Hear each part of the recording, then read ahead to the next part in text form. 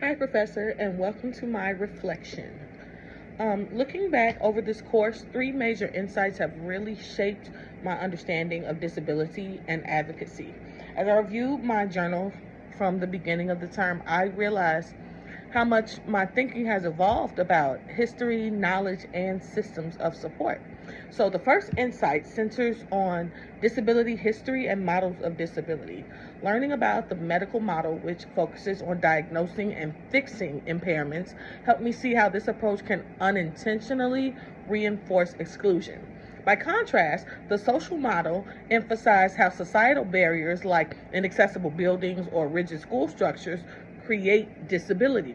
So, understanding these models gave me a framework to analyze policies and practices more critically. It also helped me recognize the importance of disability culture, where people with disabilities assert identity, pride, and community while challenging assumptions that disability is inherently negative. What I'm learning is that it is not, that's just something that society will put on disability because people don't really know how to properly handle differences in people. So, my second insight is about intersectionality in institutions. So, people with disabilities often experience overlapping forms of oppression. I'll be honest, as a Black woman, it didn't occur to me that intersectionality also applied to disability. So, this was really eye opening for me. For example, a Black student with a disability may face systemic racism and ableism in schools. Institutions like schools and healthcare systems, they can either reinforce inequities or serve as spaces of support depending on how they operate. Reflecting on this has shown me the importance of culturally responsive collaboration with families, ensuring that advocacy is not one size fit all, but responsive to each family's context and lived experience. Cultural responsiveness is probably one of the biggest takeaways that I have from this particular lesson, simply because you have to meet people where they are if you intend to address and hopefully make a space equitable for your students. My third insight is about epistemology and activism.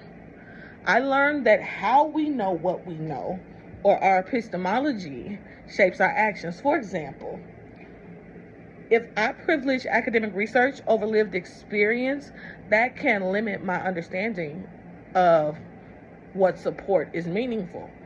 By combining empirical knowledge, though, with firsthand narratives, we can advocate more effectively. You can't have one without the other when it comes to advocating for your students. Activism then becomes a practice of using the knowledge to challenge barriers, amplify voices, and create equitable opportunities for leadership and inclusion. So, reflecting on these insights, I see that disability studies is not just academic, it's practical, it's personal. It has taught me to center lived experiences, to critically analyze systemic barriers, and commit to actions that empower individuals and community.